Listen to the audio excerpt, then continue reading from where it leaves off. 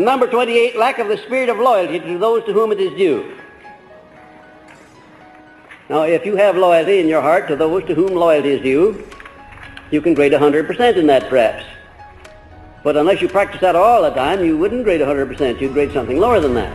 And incidentally, where you grade yourself anywhere on any of these lower than 50%, put a cross mark there and go back for study of that particular point. If you grade less than 50%, you should have all of these causes of failure at least 50% under control. And if it falls below that, you've reached the danger point.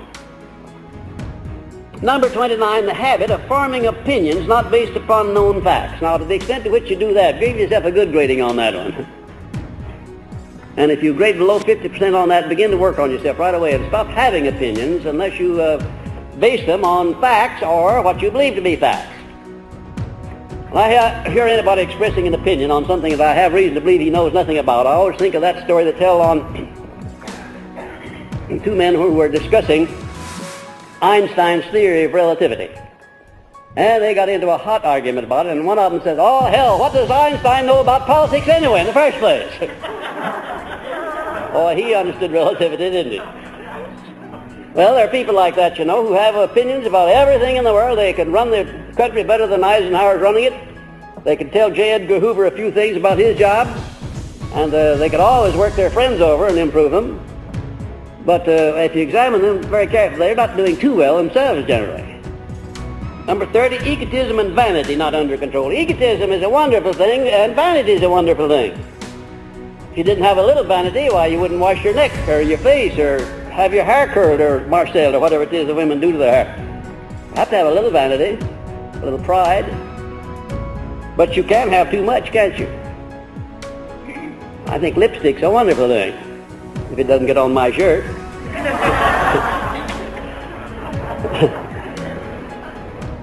But, you know, you can have too much lipstick. The rouge on the face is a wonderful thing, but you know, nature is a pretty good old hand at painting faces, right, just right. And when I see a 60 or 70-year-old woman painting her face up to look like a 16-year-old, I only know she's just fooling herself and nobody else, because she's certainly not fooling me.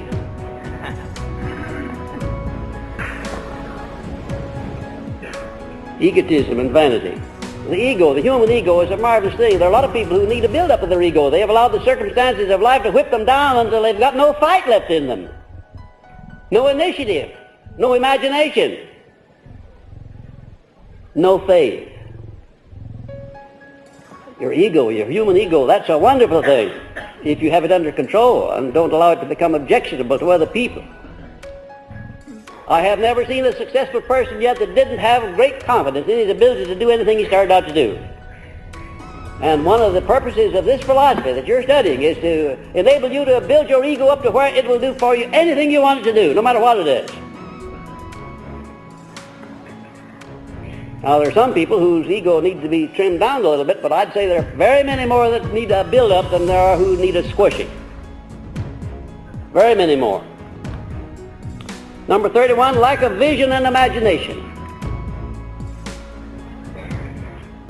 I have never been able to determine exactly whether this great capacity for vision and imagination is an inherited quality or an acquired quality. I think perhaps in my case it was inherited, because I have had a lot of imagination right back to the earliest days that I can remember, and that was one of the things that got me in difficulty in the early days. I had too much imagination and didn't direct it in the right direction. Giving a human being all of the equipment and all of the machinery and all of the mechanism with which to detect lies from falsehood from truth. There is ever something present in the falsehood that does notify the listener of it. It's there. You can tell it. You can feel it. And the same thing by the same token when someone is speaking the truth. The most finished actor in the world couldn't deceive you if you would use your innate intelligence in reference to statements that are made. Scandalmongers. Now, by the same token, when you hear someone overpraised by a doting or loving friend, what about that? Well, now that's a compliment, and it's less dangerous to depend upon that. But certainly, if you want the accurate facts, then you will study the remarks of a complimentary nature just as closely as you study the others. For instance, if I send somebody to you for a job, and I send along a letter, a very, very laudatory letter, or get you on the telephone and give you a sales pitch about what a marvelous person this person is, if you're an accurate thinker, you're going to know that I'm rubbing it on pretty thick, and you better be very careful how much of it you accept, that you better do a little outside investigating. Is that right? Now, please understand, I'm not trying to make doubting Thomases out of you. I'm not trying to make cynics out of you. But I am trying to bring to your attention the necessity of using this God-given brain that you have with which to think accurately and with which to search for the facts, albeit though when you find the facts they may not be what you're looking for, but there they are. There are a lot of people you know who fool themselves, and there's no worse fooling in this world than the fooling that one does for himself. That old Chinese proverb which says, "If man fool me once, shame on the man. If he fool me twice, shame on me." People just never seem to think that, to do a little accurate thinking, a little investigating, you know.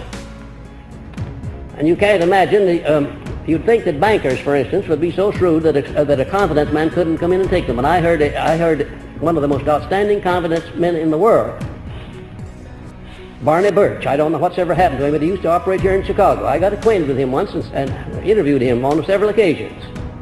And I asked him what type of men were the easiest victims. Why, he said bankers, because they think they're so damn smart. You know, I'm quoting him. Just what he said. Well, anyhow, you'll not pay too much attention to scandal mongers and gossipers. Wishes often are fathers to facts, and most people have a bad habit of assuming facts to harmonize with their desires. Did you know that? Yeah. Therefore, you have to look in the looking glass when you're searching for this business of locating the person who can do accurate thinking. You've got to put yourself under suspicion a little bit too, haven't you? Because if you wish a thing to be true, oftentimes you'll assume that it is true and you will act as if it were. If you love a person, you'll overlook his faults. You'll never see his faults if you love him a great deal. But really and truly, we do need to watch ourselves in connection with those whom we admire most, until they have proved themselves entirely, because I have admired a great many people who turned out to be very dangerous indeed. As a matter of fact, I think most of my troubles back in my early days came from trusting people too much, letting them use my name. Sometimes they wouldn't use it wisely. That's happened 5 or 6 times in my life. Because I trusted the people. Why did I trust them? Well, because I knew them, and they were nice people, and they said and did the things that I liked. Be careful of the fellow that says and does the things you like, because you're going to overlook his faults. Don't be too hard on the man who steps on your corns and causes you to re-examine yourself. Don't be too hard on him, because he may be the most important friend you ever had in your life.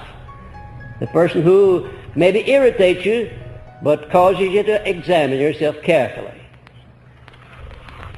We all like to meet and associate with people who agree with us. That's human nature. But oftentimes the people, some people that you associate with, who agree with you and who are very nice and lovely, come to the point where they can take advantage of you, and they do.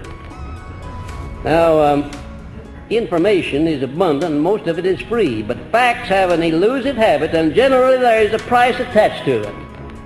Certainly the price is painstaking labor in examining them for accuracy. That's the least of the price that you have to pay for facts. And this question, how do you know, is the favorite question of the thinker. When a thinker has here's a statement that he can't accept, immediately he says to the speaker, how do you know? What is your source of information? This business of asking people to identify their source of knowledge, and oftentimes if you have the slightest doubt, if you do that, you put the person right out on a limb. He won't be able to do it. Or if you ask him how he knows, he'll tell you, well, I believe so. Well, now what right of you to believe anything unless it's based upon something, unless you can give some background for it? I believe there's a God.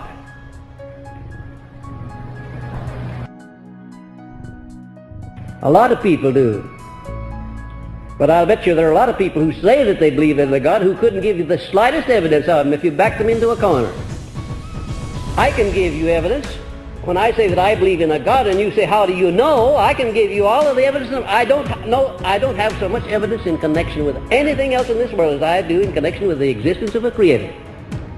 Because the orderliness of this universe couldn't go on and on eons and eons of times ad infinitum without a first cause and without a plan back of it. You know that's absolutely true. And yet there are a lot of people who undertake to prove the presence of God in devious ways that, in my book of rules, wouldn't be evidence at all.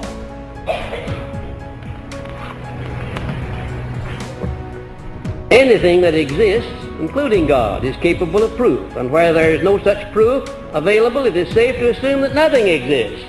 Now, when no facts are available for the basis of an opinion or a judgment or a plan, turn to logic for guidance. No one has ever seen God, but logic says that he exists of necessity. He has to exist, or we wouldn't be here. We couldn't be here without a first cause, a higher intelligence than ourselves. We couldn't be here. And that thing called logic, it's a wonderful thing. You know, there are times when you have a hunch, you have a feeling that certain things are true or certain things are not true, and you better be careful to pay high respect to that hunch or those feelings, because that's probably infinite intelligence trying to break through the outer shell and to let you use a little logic. If one of you got up and said, now my definite major aim is to make $1 million this coming year. Well, what would I say if you did that? What would be the first question I would ask you, do you think? How do you do it? Yeah, how? How are you going to do it? I want to hear your plan. And then after I hear your plan, what am I going to do about it? Am I going to accept it or reject it? What am I going to do about it? Analyze.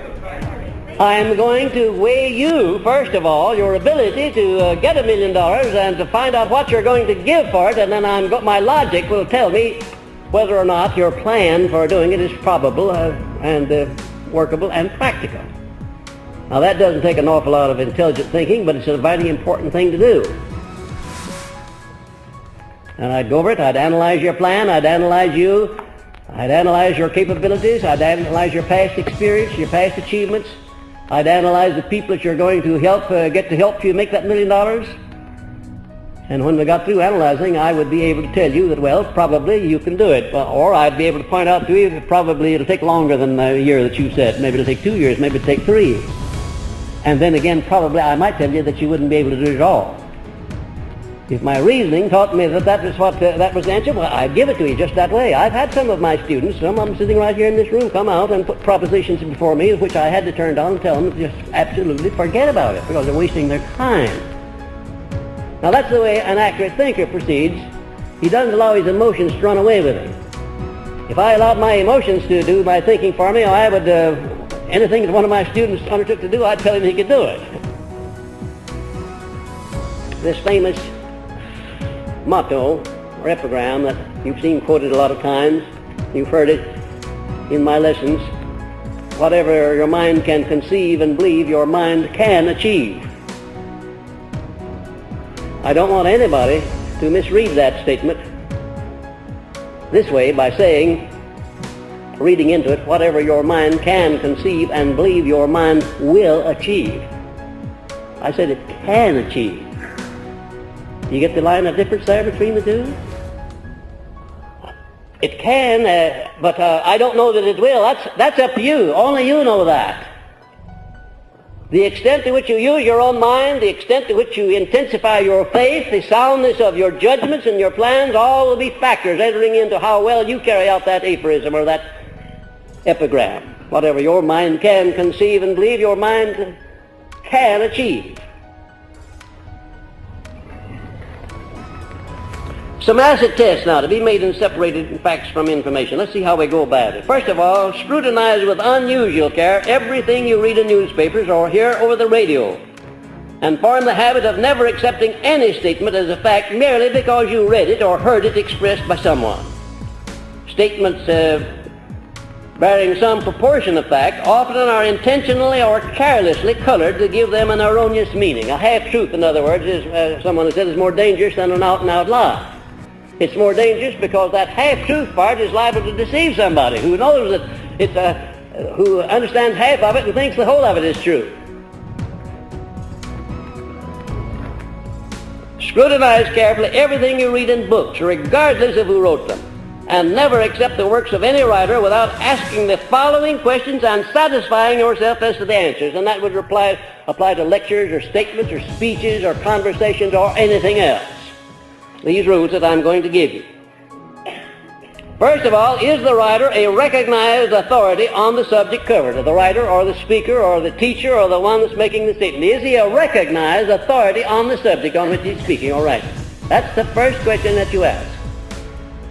Next, did the writer or the speaker have an ulterior or a self-interest motive other than that of imparting accurate information? You know, the motive that prompts a man to write a book or to make a speech or to make a statement in public or in private conversation, the motive back of it is very important. And if you can get at a man's motive when he's talking, you can tell pretty well how truthful he is in what he's saying.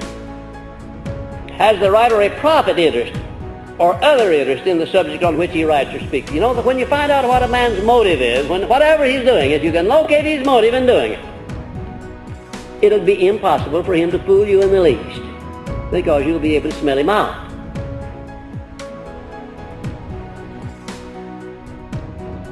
And is the writer a person of sound judgment and not a fanatic on the subject on which he writes? I have seen a lot of people who are overzealous about to the point of fanaticism.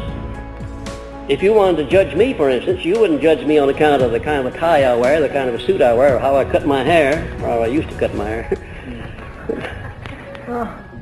and or how well I speak, or how poorly I speak. You wouldn't judge me by any of those things. You'd judge me by how much influence I'm having for good or evil on people. That's the way you would judge me. That's the way you would judge anybody else. You might not like a man's brand of religion or politics, but if he's doing a good job in his field and helping a lot of people and doing no damage, never mind about his brand. Don't condemn him if he's doing more good than he is harm, preponderantly more good than harm. Before accepting as facts statements by others, ascertain the motive which prompted the statements. Ascertain also the writer's reputation for truth and veracity. And scrutinize with unusual care all statements made by people who have strong motives or objectives they desire to attain through their statements. And be equally careful about accepting as facts the statements of overzealous people who have the habit of allowing their imaginations to run wild. Learn to be cautious and to use your own judgment no matter who is trying to influence you. Use your own judgment in final analysis. And what do you do if you can't trust your own judgment? Is there an answer in this philosophy for that? There certainly is. There certainly most definitely is an answer. And you know, there are a lot of times when an individual can't trust his own judgment because he doesn't know enough about the circumstances that he's faced with. He's got to turn to somebody with broader experience or a different education or a keener mind for analysis. He has got to do that. For instance, can you imagine a business succeeding who was made up of master salesmen? Can you imagine that? Did you ever know such a business? I have. You'd think, why, that's wonderful. Master salesmen, why, they'll go out and bring in all the business in the world. Why, sure they do, and then spend all the money in the world, too, in doing it. You need a wet blanket man in every organization, and you need a hatchet man. The man will cut through the red tape and everything else that gets in his way, and let the chips fall wherever they may. I wouldn't want to be a hatchet man, I wouldn't want to be a wet blanket man, but certainly I'd want one in those two in my organization if my operation was very extensive. In seeking facts from others, do not disclose to them what facts you expect to find. Now, why is that statement made?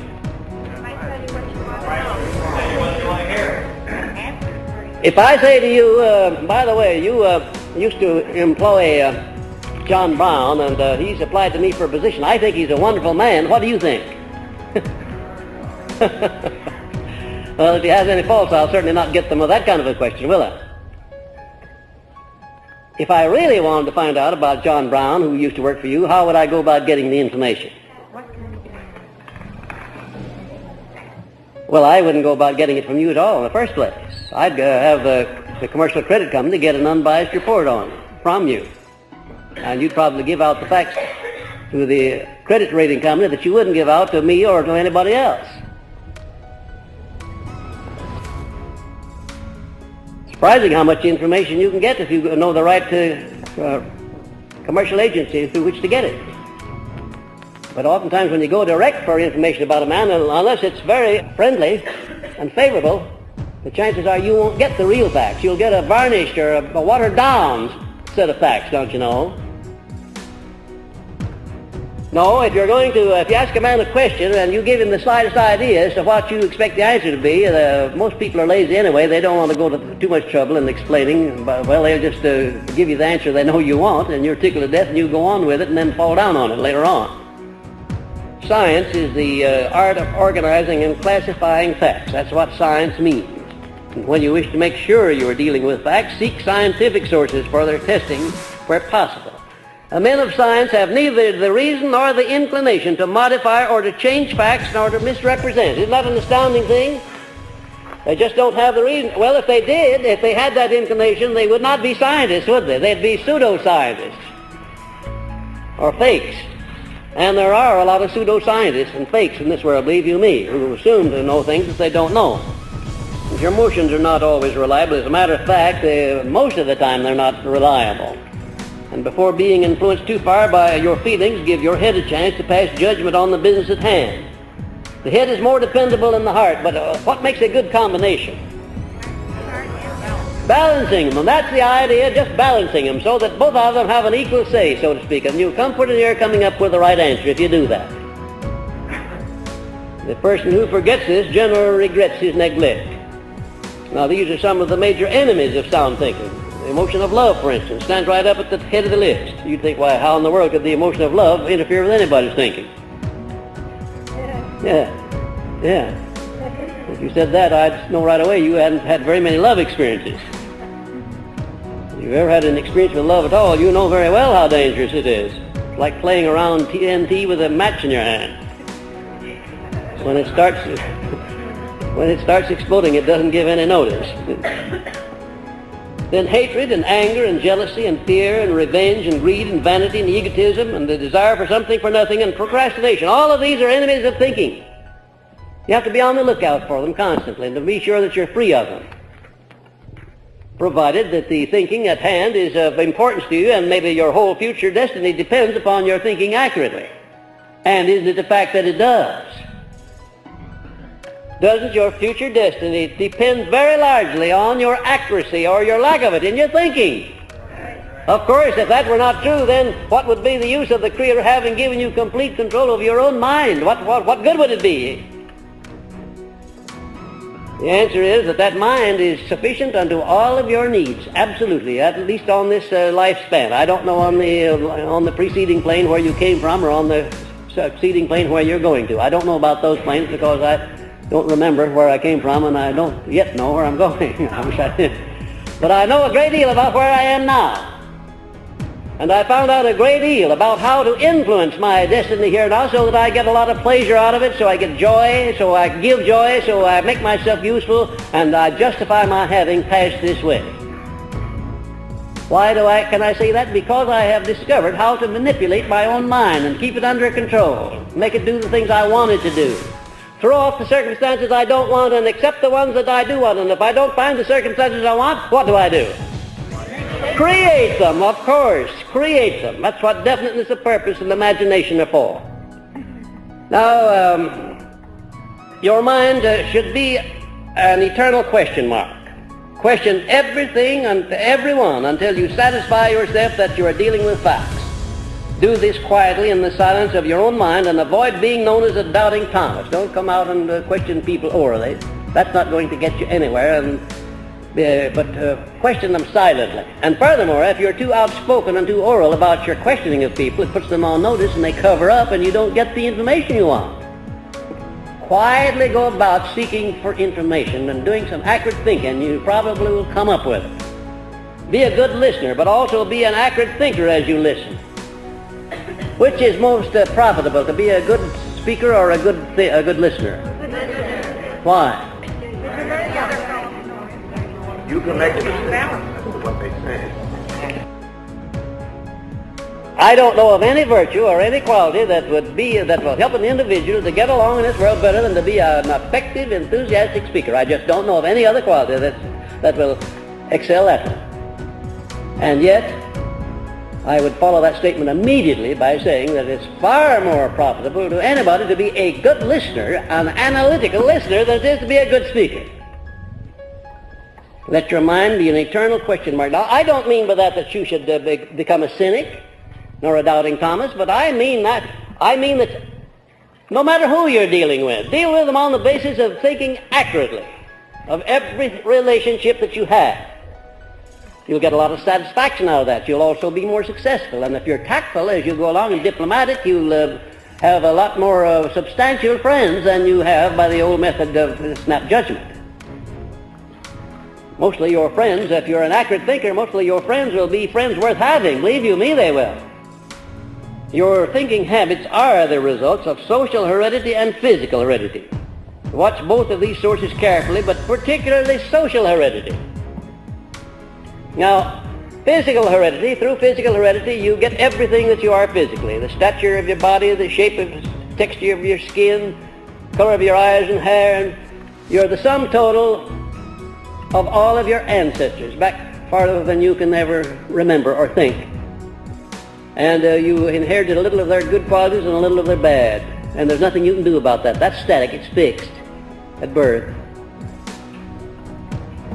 But by far the most important part of what you are is a result of your social heredity, that is your environmental influences, the things that you have allowed to go into your mind and that you've accepted as a part of your character. That's the important thing. Down at the bottom, your conscience was given to you as a guide when all other sources of knowledge and facts have been exhausted. Be careful to use it as a guide and not as a conspirator. Do you know a lot of people who use their consciences as a conspirator instead of a guide? In other words, they so sell their conscience on the idea that what they're doing is right, that the conscience falls in line eventually and becomes a conspirator. Now then, if you sincerely wish to think accurate, there's a price that you must pay for this ability, a price which is not measurable in money. And first, you must learn to examine carefully all of your emotional feelings by submitting them to your sense of reason. That's step number one in accurate thinking. In other words, the things that you like to do best are the things that you should examine most and first, to make sure that if they lead you to the attainment of some object, that you want that object after you get it. The point I'm making is that the thing that you set your heart upon, be careful about the thing that you set your heart upon, because when you get it, sometimes you find out it's not what you wanted at all. Now, I could multiply that by 1,000 illustrations of men who paid too much for what they got, who wanted something too badly, who tried to get too much of it, did get too much of it, but didn't get peace of mind and balancing of their lives along with it. I think the saddest thing that ever came out of my research in building this philosophy was the things that I learned about the men, the wealthy men that collaborated in the building of this philosophy. The fact that they didn't get success along with their money was to me a sad thing indeed. They didn't get success because they became too obsessed with the importance of money and power and the power that money would give them. And you must curb the habit of expressing opinions which are not based upon facts or what you believe to be fact. Did you know that you didn't have a right to an opinion about anything? Not anything at all, unless you base it upon facts or what you believe to be facts? I'll bet you wouldn't admit that that's true. I'll bet you won't admit that that's true, that you have no right whatsoever to have an opinion about anything at any time unless it's based upon what you believe to be facts or actual provable facts.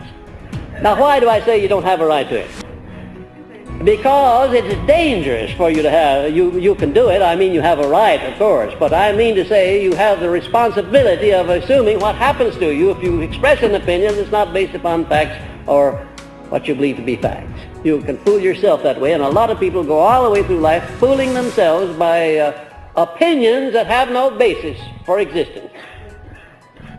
You must master the habit of being influenced by people in any manner whatsoever merely because you like them, or they are related to you, or they may have done you a favor. Now, I know that when you've gone the extra mile, you're going to put a lot of people under obligations to you, and I want you to do that.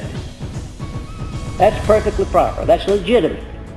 To put people under obligations to you by helping people. Now, that says that nobody can find any fault with that. But be careful. Be careful in being influenced by people just because they have done you a favor. I'm talking now to the people for whom you've gone the extra mile, and you may be in that position sometimes too, where somebody's put you under obligations to an extent that you don't want to be put under obligations. You must form the habit of examining the motives of people who seek some benefit from or through your influence.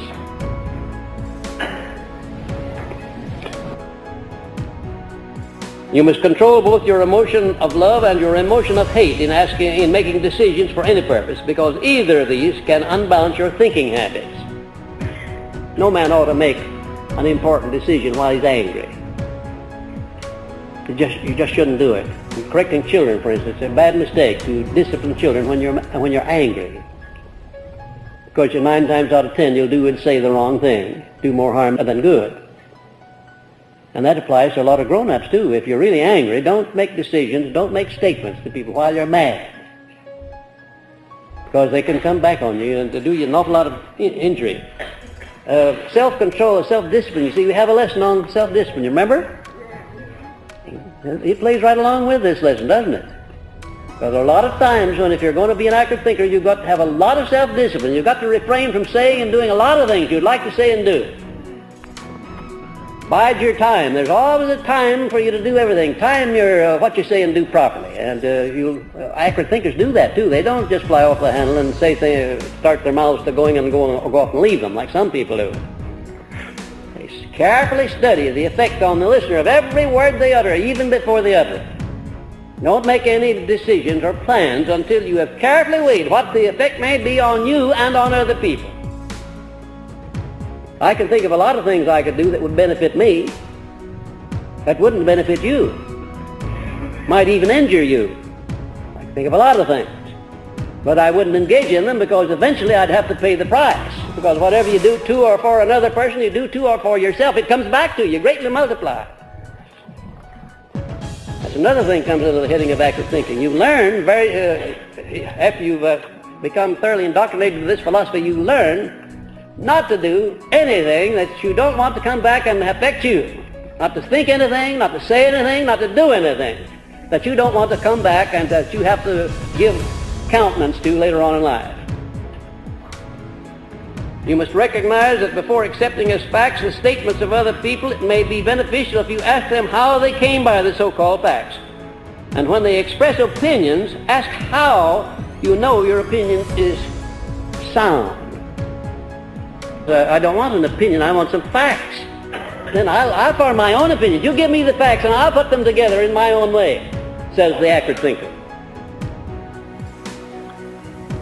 You must learn to examine with extraordinary care all statements of a derogatory nature made by one person against others, because the very nature of such statements brands them as being not without bias, and that's putting it very politely.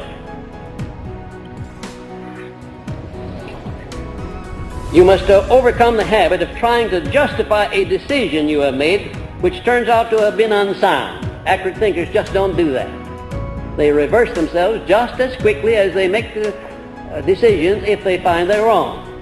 Alibis and accurate thinking never are friendly bedfellows. Excuses and alibis and accurate thinking are not friendly bedfellows.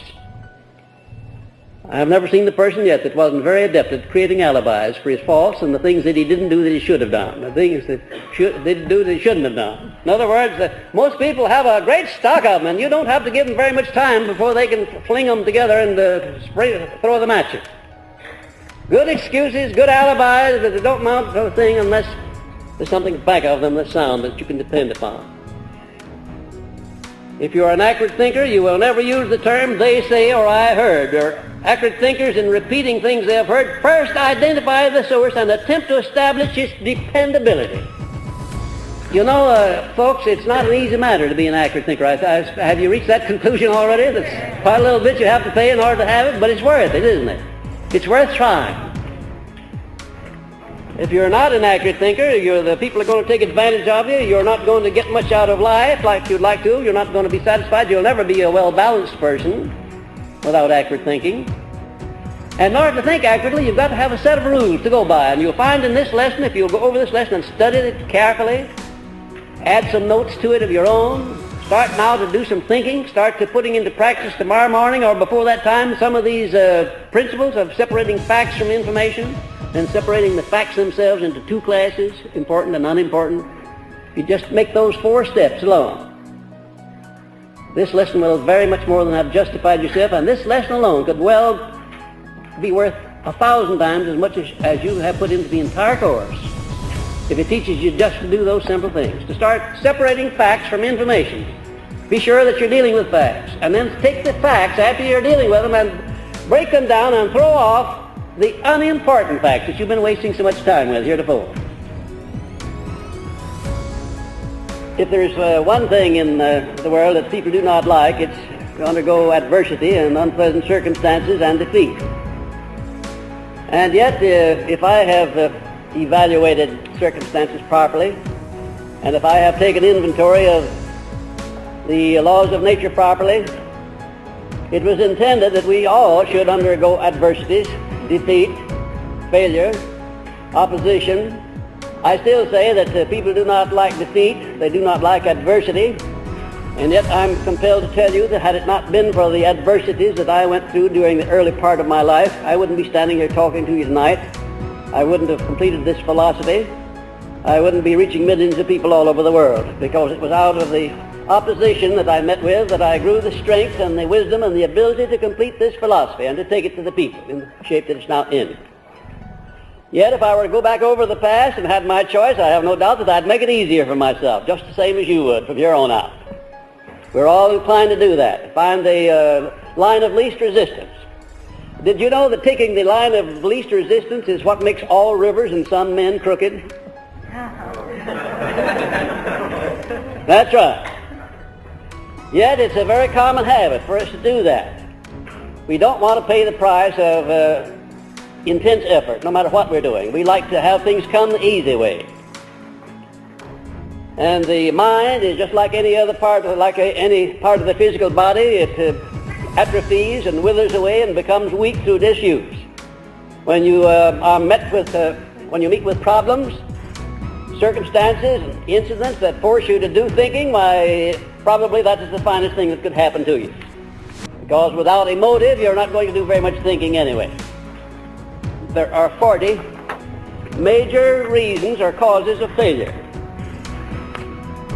More than twice as many causes of failure as there are principles of success. There are 17 principles of success, some combination of which is responsible for all successful achievements, and more than 40 major causes of failure. And that is not all of them. These are just the major causes. Now, self-examination is one of the most profitable things that you can indulge in, and sometimes you don't want to do it, but it's a very necessary thing for us to know ourselves as we are, especially our weaknesses. In putting out a philosophy of success, it is necessary to tell you the things that you should do in order to succeed, and also the things you should not do. Grade yourself as I go along, as I make comment on each one of them. Grade yourself from 0 to 100, meaning if you're 100% free of any one of them, grade yourself 100%. If you're only 50% free, grade yourself 50%, and if you aren't free at all, grade yourself 0. And when you get through, add the total up and divide it by 40, and you'll get your general average then on the control of the things that cause men and women to fail. First of all, on the habit of drifting with circumstances without definite aims or plans. Now, if you don't follow that habit of drifting, if you make decisions quickly, if you lay out plans and follow those plans, if you know exactly where you're going and are on the way, you can grade yourself 100% on that. But be careful before you put down the grading. because it's the rarest thing in the world that anybody would be able to grade himself 100% on that one. You really have to be organized, and you really have to be prepared if you're going to do that. Number 2, unfavorable physical hereditary foundation at birth. Well, I don't need to make any comment on that. As a matter of fact, that can be or could be a cause of failure. Also, it could be a cause of success. Some of the most successful people I have ever known were handicapped by bad afflictions at birth. Number 3, meddlesome curiosity in connection with other people's business and affairs. Meddlesome curiosity. Now, curiosity is a wonderful thing. If we weren't curious, we'd never learn anything. We'd never investigate. But notice the wording of that, meddlesome curiosity with other people's affairs, something that doesn't really concern you. Of course, none of you would be guilty of that, so you'll grade yourself 100% on that. Or will you? Now, remember, as you grade yourself, go back in your past experiences and determine to what extent you have control of these weaknesses. Number 4, lack of a definite major purpose as a lifetime goal. We've been talking about that one for a long time, about having it. Now we're putting down the lack of it. If you lack it, here's a mighty good place to rate yourself 0. 5, inadequate schooling. Well, one of the most astounding things that I have learned from life is to discover that there is very little relationship between schooling and success. Now, I hesitated there for purpose, not because I didn't have something else to say and couldn't remember my lines, but I wanted you to think about that one. Some of the most successful people I have ever known have been people with the least amount of formal education, formal schooling.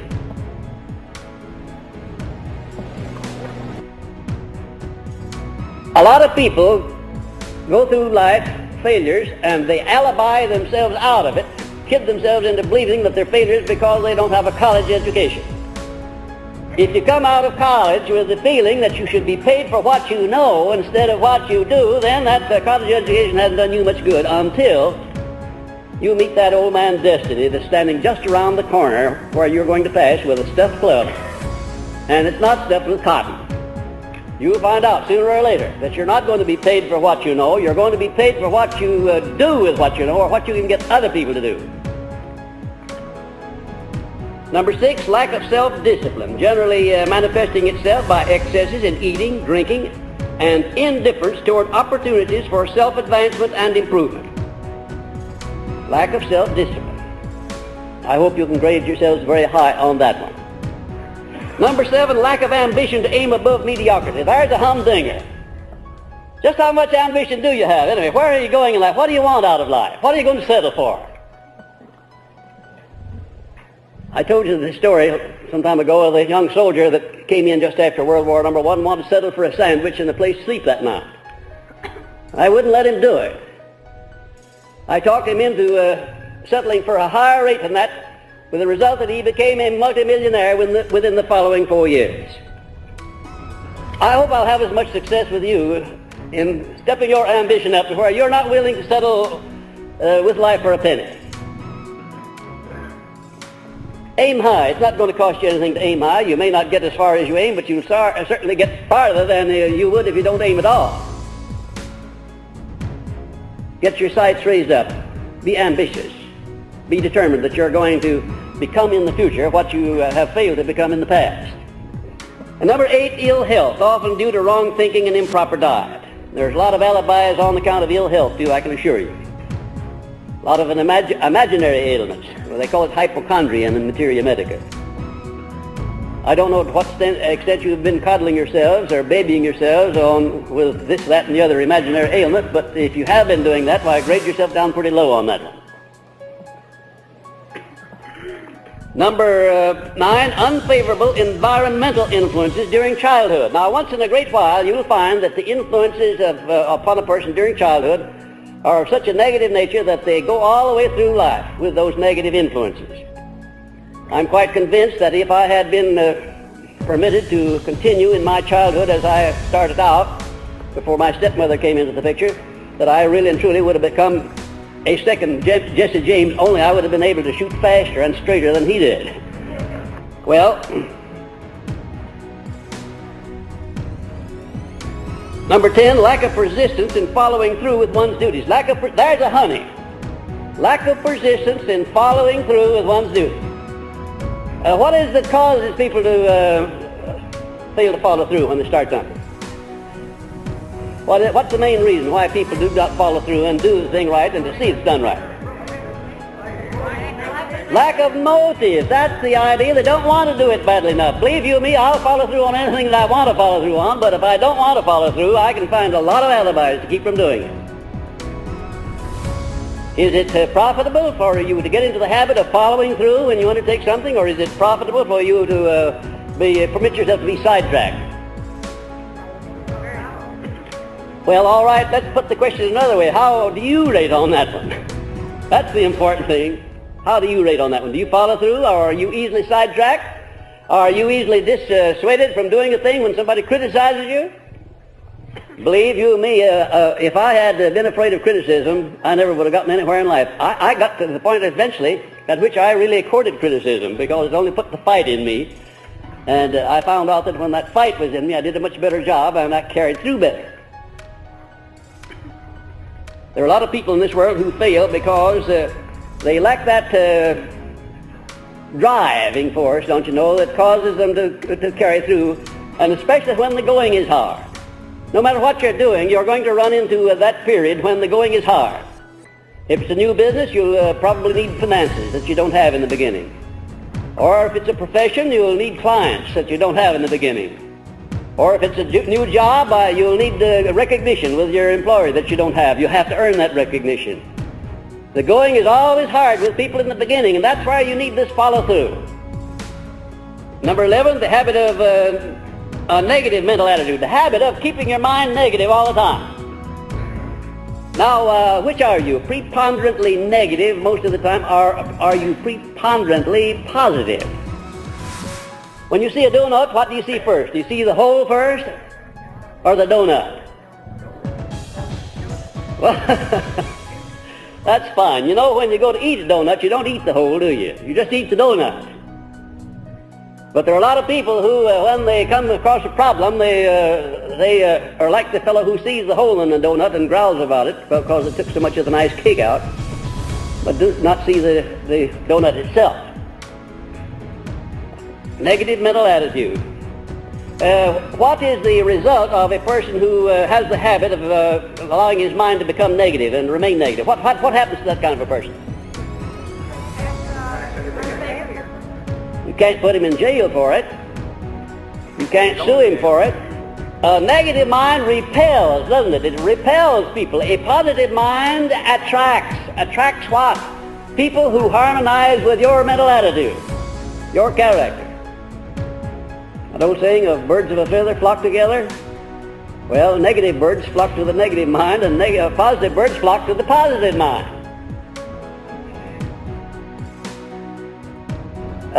Who has control over your mind? Who determines whether it's positive or negative? Now then, there's where I want you to grade yourself on the extent to which you exercise that prerogative. And that's the most precious thing that you have on the face of this earth or ever will have. It's the only thing that you have complete, unchallenged, and unchallengeable control over. Is the right to make your mind positive and keep it that way, or make it negative, allow the circumstances of life to make it negative. And you have to work at it if you're going to keep your mind positive, because for what reason? That's right. So much negative influences around you. So many people, so many circumstances that are negative, that if you're going to become a part of those, instead of creating your own circumstances in your mind, then most of the time you'll be negative. Do you have a very clear concept of what the difference is between a negative mind and a positive mind? Can you picture what happens in the chemistry of the brain when your mind is positive and when it's negative? Have you ever demonstrated or experienced in your own life the differences between your achievements when you are afraid and the achievements when you're not afraid? You have. Like in selling or like in doing anything else, in teaching or in lecturing or in writing or anything else. When I first wrote Think and Grow Rich, I wrote it while I was working for President Roosevelt during that bad depression during his first term. And I wrote it in that same negative mental attitude that everybody else was in. In other words, it was forced upon me unconsciously. Several years later, when I got that book out and read it, I recognized it was not a saleable book because of the tempo of it being negative. And you could pick that up. A reader will pick up exactly the mental attitude that a writer is in when he writes a book, no matter what kind of language or terminology he uses. So I sat down to my typewriter. I didn't change a word in that book. I sat down to my typewriter when I was in a new frame of mind, up on the beam, as we say, 100% positive, and I typed that book in that frame of mind, and that's the thing that made that book click. You can't afford to do anything when you're negative. Anything that you expect to benefit you. Anything that you expect to influence other people. If you want to get people to cooperate with you, or if you want to sell people something, or if you want to make a good impression upon people, don't come near them until you're in a positive frame of mind. Now, the reason I have emphasized that so much, I want to give you a chance to grade yourself accurately on that one. And in doing that, you will grade yourself on the average state of mind that you maintain, not just on the state of mind at any given time for a short time. I'll tell you a good rule to go by, which will enable you to determine to a large extent whether or not you are more positive than you are negative. Would you like to have that rule? Observe how you feel when you wake up in the morning and start to get out of bed. And if you're not in a good frame of mind, then I'll tell you right now, it's because of a lot of thought habits that have preceded that hour, the day before perhaps, that have been negative. You can make yourself very ill by allowing your mind to become negative, and it'll reflect itself the next morning in particular. You see, when you come out of sleep, you're just fresh from coming out from under the influence of your subconscious mind. Your conscious mind has been off duty, and it goes back on duty, and it finds a mess there that you've got to clean up, that the subconscious mind has been stirring up all night long. But if you wake up full of joy and you want to get out and get out what you're going to do today, well, the chances are that you've been pretty positive the day before, and maybe several days before.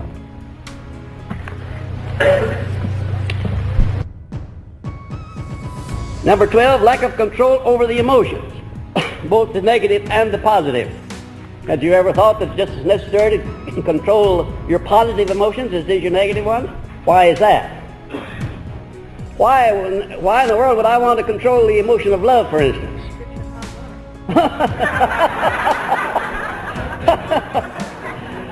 Lady, it not only can get you in hot water, it can scald you. That was a good one. That was a very good one. And that was a very spontaneous reply you gave, too. You must have had some experience.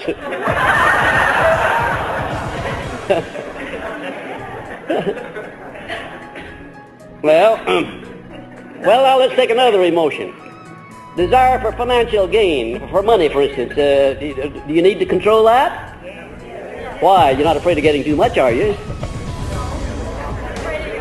Yes, getting it the wrong way. Now you said it. Well, there could be such a thing as you're working that emotion up to where you want to get too much. I met a lot of people who had too much money for their own good, especially people who got it without earning it, like people who inherited it, for instance. Would you be interested in knowing why they call me Napoleon? Would you be interested in knowing? Well, I'm going to tell you because it makes a good point here. My father named me, I being the eldest son, or the first child, my father named me after my great uncle, Napoleon Hill of Memphis, Tennessee, who was a multimillionaire cotton broker, hoping that when Uncle Napoleon died that I would get some of the money. Well, he died, and I didn't get any of the money. And when I found out that I was not going to get any of it, I felt very badly. But later on, as I swapped some of my youth for wisdom and observed what happened to the ones who did get it, I was thankful, eternally grateful that I didn't get a dime of it, because I learned a better way of getting it for myself without having it given to me. Well, number 13, the desire for something for nothing. Are you ever troubled with that? The desire for something for nothing, or the desire for something for less than its value, the desire for something without being willing to give adequate compensation for it. Are you ever troubled with that tendency? Well, now, who of us hasn't been at one time or another? I'd like to ask. But after all, you can have a lot of faults, but what you want to do is to find out what they are and start getting rid of them. That's why we're making this analysis. We're giving you a chance to come face to face and to be trial judge, be defendant, and be prosecutor all at one time, and then you make the decision finally. And if you make it accurately, it'd be far better for you to find your faults than it would be for me to find them for you. Because if you find them, you're not going to spin any alibis, you're going to try to get rid of them.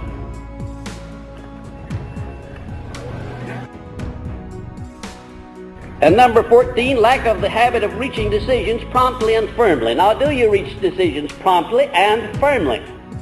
Or do you reach decisions very slowly, and after you reach them, do you allow the first person that comes along to reverse you? Or do you allow circumstances to reverse your decision without a sound reason? To what extent do you stand by your decisions after you make them? Just under what circumstances would you reverse a decision that you had made incidentally? That's right, and you should hold an open mind on that subject at all times. You should never make a decision and say, that's it, and I'm going to stand by it forever, because there might be something developed later on that would prompt you to reverse that decision. And you know, there are some people who are known as stubborn, who, and once they've made a decision, right or wrong, they die by it. I've seen people like that, a lot of them, who would just rather die than to reverse themselves or have somebody reverse them on a decision. Of course, you're not like that. That is, if you're really indoctrinated with this philosophy, you may have been like that once, but you're not like that now. You're not going to be like that after tonight. Number 15, one or more of the 7 basic fears. And I'm not going to dwell on them because there are the 7 basic fears, and you can grade yourself on that one at your leisure. You know, this is a wonderful world we're living in, a wonderful life. I'm glad I'm here. I'm glad I'm doing just what I am. And if unpleasant circumstances cross my path, I'm very glad for that too, because I'll find out whether I'm stronger than the circumstances or not. And as long as I can conquer them and go over them, I'm not going to worry about circumstances, about things that oppose me, people that don't like me, people that say mean things about me. I don't worry about that. What I would worry about would be if people said mean things about me and I'd examine myself and found out they were telling the truth. But as long as they're not telling the truth, I can stand back and laugh at them, how foolish they are and how much damage they're doing themselves. Now here's the honey, number 16, the wrong selection of a mate in marriage. Now don't be too quick to grade yourself on that one. If you've made a 100% mistake on that, look around before you grade yourself and see if you can't do something about correcting that mistake. Maybe resell yourself. I've known of that being done too, haven't you? Now, you know, there's some people who believe that all marriages are made in heaven. Well, it would be a wonderful thing if they were, but I've seen some that were not made in heaven. I don't know where else they might have been made, but they certainly weren't made in heaven. Also, I've seen some business marriages, some business relationships that were not made in heaven. I've helped to correct a lot of those, believe you me. Business associates that were not working together in a spirit of harmony. And there's no business on the face of this earth that can succeed unless the people at the top level at least are working in harmony. And there's no household or home that can be a joy, a place that you want to go to worse than you want to come away from it, unless there is harmony at the top. That harmony starts with loyalty. Loyalty and dependability. And then would come ability after that. That's the way I would evaluate people. If I wanted to select a man or woman for a high position, the first thing I would look for is to see whether that person was loyal to the people to whom he owed loyalty. If he didn't have loyalty, I wouldn't want him or her on any terms whatsoever. The next thing I would look for would be dependability. Whether or not you can depend upon him to be at the right place at the right time and to do the right thing. And then after that would come ability. I've seen a lot of people who had great ability, but were not dependable, and they were not loyal, and therefore very dangerous. Number 17, overcaution in business and professional relationships. Have you seen people so cautious that they wouldn't trust their own mother-in-law? Sure you have.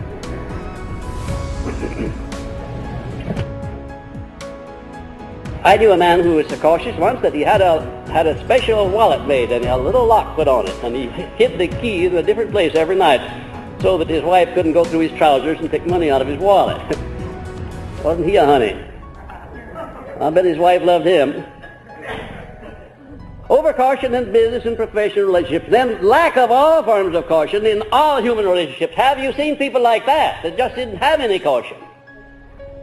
People who start their mouths to going and go off and leave them, never mind what they're going to say or what the effect's going to have on other people. You've seen people like that, haven't you? No caution whatsoever, no discrimination, no diplomacy, no consideration of what they're going to do to other people through their words. I've seen people with tongues that were sharper than a double-edged Gillette blade that never had been used. And they start them to cutting and just walk away and leave them. No caution whatsoever. I've seen people who would sign anything that a salesman put in front of them without even reading it. They wouldn't need to read the big type, let alone the little type. Have you seen people like that? Of course, you're not like that. But you know, you can be overcautious and you can be undercautious. What is the happy medium?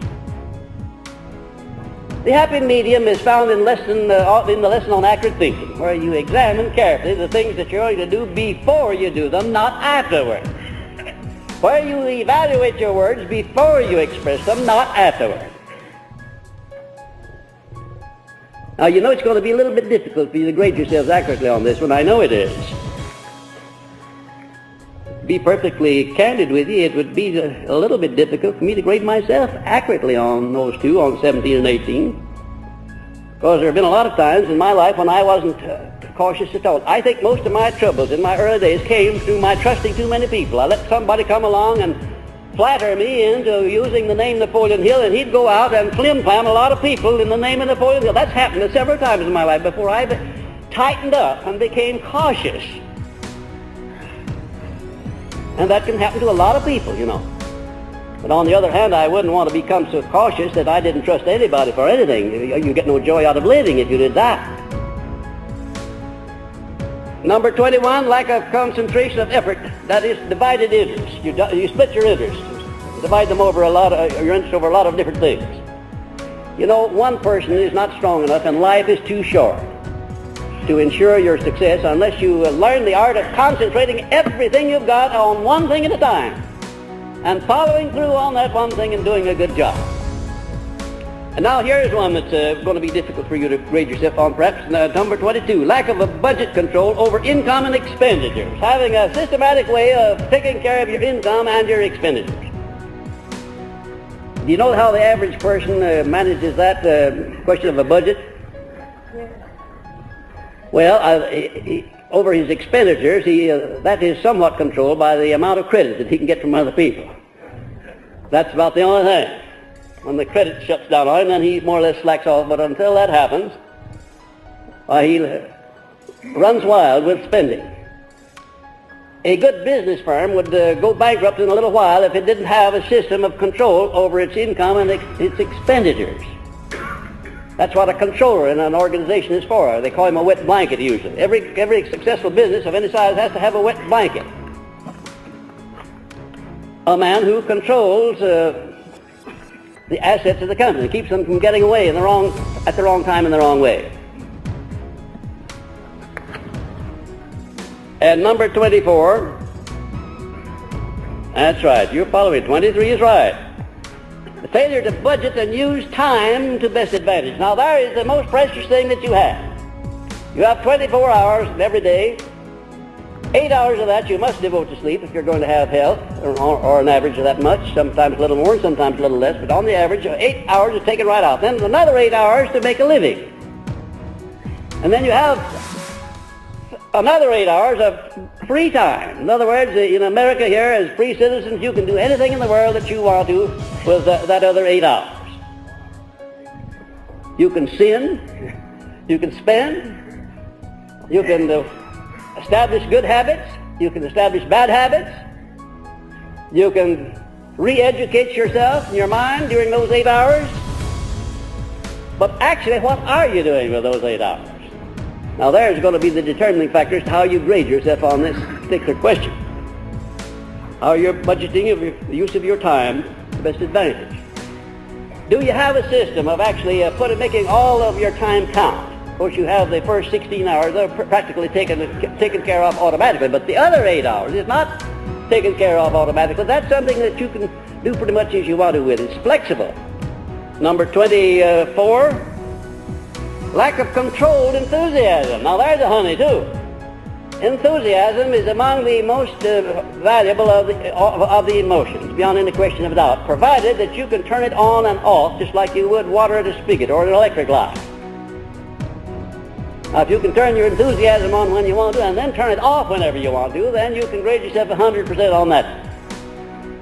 But lack of the ability to do that would grade you somewhere down the other way, down toward that little zero.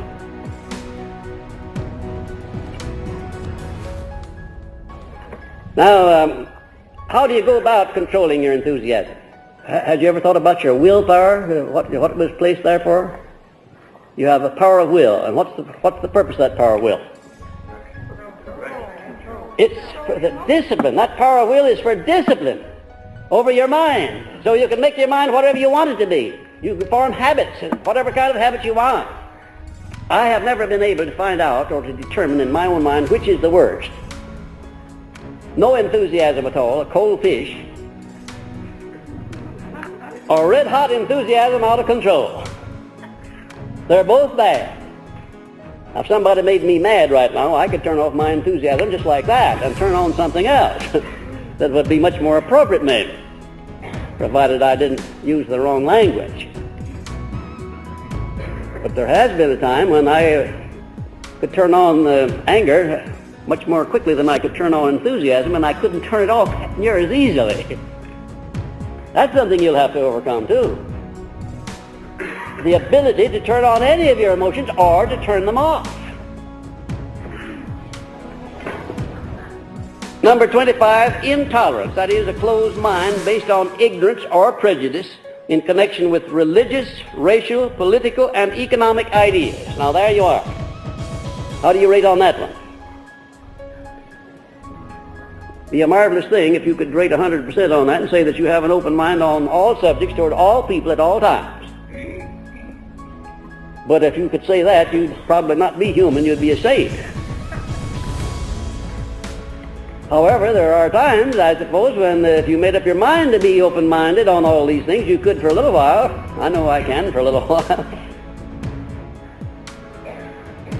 However, suppose you can't grade 100% on that one. Suppose that you can't be open-minded toward all people at all times and on all subjects.